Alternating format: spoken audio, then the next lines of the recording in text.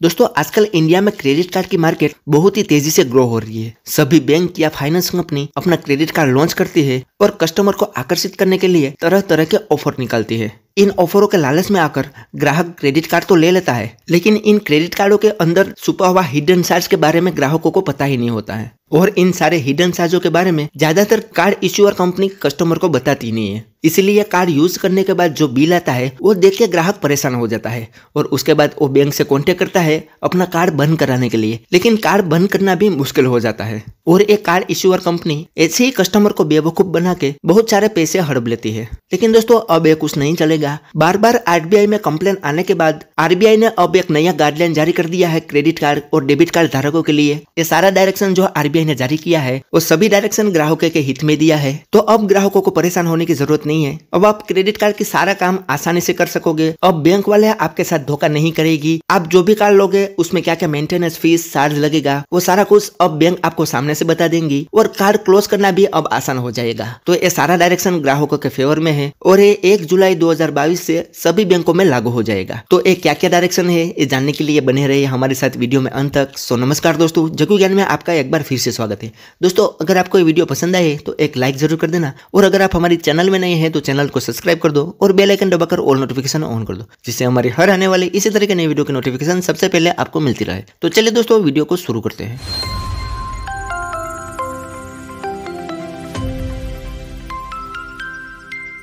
तो दोस्तों आरबीआई ने क्रेडिट कार्ड और डेबिट कार्ड को लेके मास्टर डायरेक्शन 2022 इश्यू किया है जो 1 जुलाई 2022 से सभी बैंकों में लागू हो जाएगा। तो दोस्तों यहाँ पर आरबीआई ने बहुत सारी गाइडलाइन जारी की है जो एक एक करके तो मैं आपको नहीं दिखा सकता, लेकिन कुछ इंपॉर्टेंट पार्ट है जो आपके फायदे के लिए होगा। वो सारा पॉइंट यहाँ पर मैं आपको बता दूंगा। लेकिन ये सारी गाइडलाइन देखने के लिए आपको डिस्क्रिप्शन में इस पेज की लिंक मिल जाएगी, वहां पर क्लिक करके आप ये सारी गाइडलाइन पढ़ सकते हो।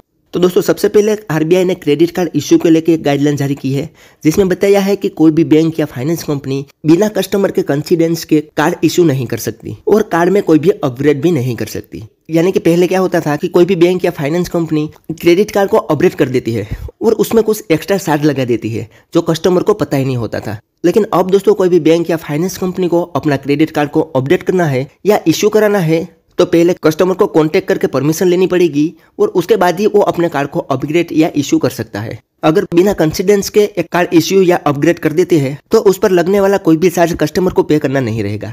उसके अलावा दोस्तों आरबीआई ने एक कार्ड एक्टिवेशन के लिए भी एक गाइडलाइन जारी की है जिसमें अब कार्ड एक्टिवेट करवाने के लिए ओटीपी सिस्टम को लाया जाएगा, जिसमें कस्टमर को कार्ड इश्यू हो जाने के 30 दिन के अंदर ओटीपी से अपना कार्ड एक्टिवेट करना होगा। यानी कि कस्टमर का कार्ड इश्यू हो जाता है और डिस्पर्स हो जाने के बाद कस्टमर को खुद को एक ओटीपी से अपना कार्ड एक्टिवेट कराना होगा। अगर 30 दिन के अंदर कोई भी कस्टमर अपना कार्ड एक्टिवेट नहीं कराते तो बैंक को वो कार्ड क्लोज करना होगा।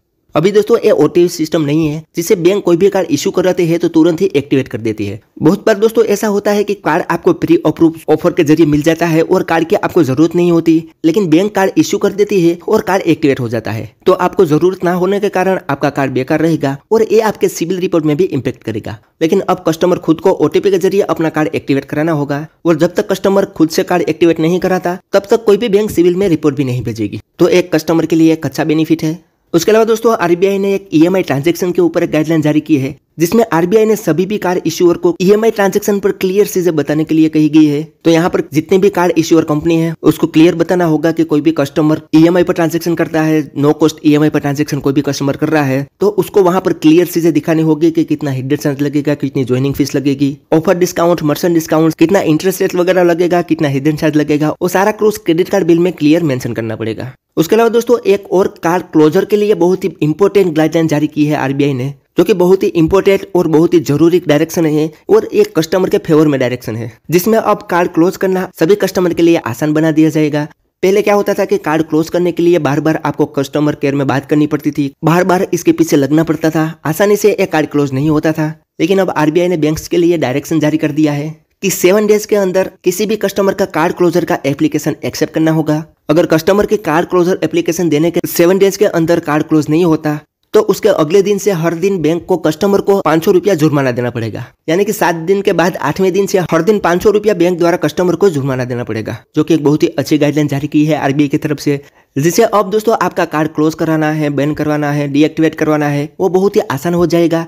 आप किसी भी मेथड से कार्ड को क्लोज करवा सकते हो। पीवीआर के जरिए, एसएमएस के जरिए या फोन कॉल के जरिए आप अपनी कार्ड क्लोज की कंप्लेन दर्ज करवा सकते हो और 7 दिन के अंदर आपका कार्ड क्लोज हो जाएगा। तो एक बहुत ही अच्छी गाइडलाइन है। उसके अलावा दोस्तों आरबीआई ने कार्ड क्लोजर के लिए एक और गाइडलाइन जारी की है, जिसमें कोई भी कस्टमर 1 साल से कार्ड में कोई भी ट्रांजैक्शन नहीं कर रहा है तो बैंक डायरेक्ट अपने कार्ड को क्लोज नहीं करा सकती। पहले कस्टमर को कॉन्फिडेंस करना पड़ेगा, उसके बाद 30 दिन का टाइम देना पड़ेगा, उसके बाद ही एक कार्ड क्लोज कर सकती है। पहले क्या था कि अगर कोई भी कस्टमर 1 साल तक कार्ड का यूज नहीं करता तो वो कार्ड ऑटो में क्लोज कर दिया जाता था, लेकिन अब 1 साल पूरे हो जाने के बाद कस्टमर से कांटेक्ट करके बताना होगा, उसके बाद 30 दिन का टाइम मिलेगा, उसके अंदर कस्टमर ने कार्ड से कोई भी ट्रांजैक्शन कर लिया तो कार्ड क्लोज नहीं होगा, अन्यथा बैंक को प्रोसेस फॉलो करके कार्ड क्लोज कर देना होगा। और सिबिल रिपोर्ट में भी अपडेट करना होगा 30 दिन के अंदर कि यहाँ पर इनका कार्ड क्लोज कर दिया है। उसके बाद दोस्तों आरबीआई ने सभी बैंकों को कार्ड बिलिंग्स के ऊपर डायरेक्शन दिया हुआ है कि सभी बैंकों को कार्ड का बिल टाइम पर देना होगा, उसमें कोई भी चीज डिले ना हो। पहले क्या होता था कि सभी बैंकों में कार्ड का बिल डिले होता रहता था, जैसे कि कोई बैंक का कार्ड का बिल 15 डेट को आना होता था, लेकिन वो आता था 21 या 22 डेट को।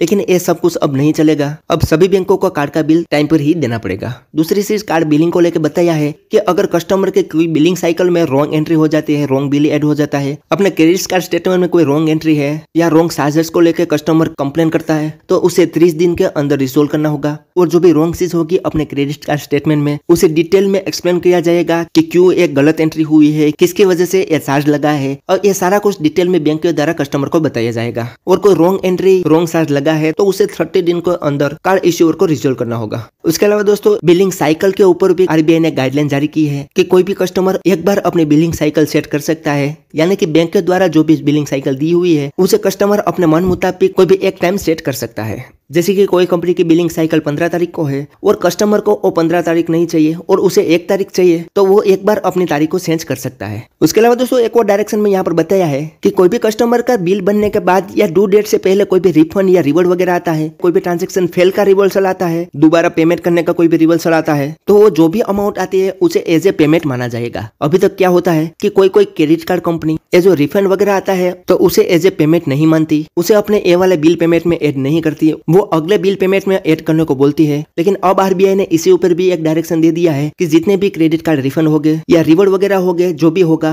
वो अगर ड्यू डेट से पहले आ जाता है तो उसे एज ए पेमेंट माना जाएगा। तो ये सारी चीजें क्लियर मेंशन कर दी है। उसके अलावा दोस्तों एटीएम कार्ड में भी आरबीआई ने डायरेक्शन जारी किया है, जिसमें बताया कि कोई भी बैंक कस्टमर के बिना परमिशन के एटीएम कार्ड जारी नहीं करा सकती। कोई बैंक में क्या होता है कि कस्टमर उसमें अकाउंट ओपन करते हैं तो उसके साथ ही एटीएम उसका आ जाता है और उसके बाद उसका एनुअल फीस देना पड़ता है। लेकिन अब आरबीआई ने डायरेक्शन दे दिया है कि कोई भी बैंक कस्टमर के बिना परमिशन एटीएम कार्ड जारी नहीं कर सकती। तो दोस्तों ये सारे डायरेक्शन आरबीआई ने जारी किया है, जो कि सारा डायरेक्शन कस्टमर के हित में ही है और ये 1 जुलाई 2022 को सभी बैंकों में लागू हो जाएगा। तो दोस्तों आज के वीडियो में बस इतना ही। उम्मीद करते हैं कि आपको ये वीडियो पसंद आई होगी। अगर वीडियो पसंद आई हो तो लाइक, शेयर और सब्सक्राइब करना। और दोस्तों आपको ये जानकारी कैसी लगी ये कमेंट में मुझे जरूर बताना। तो चलिए दोस्तों अब मिलते हैं एक और धमाकेदार वीडियो के साथ, तब तक के लिए गुड बाय।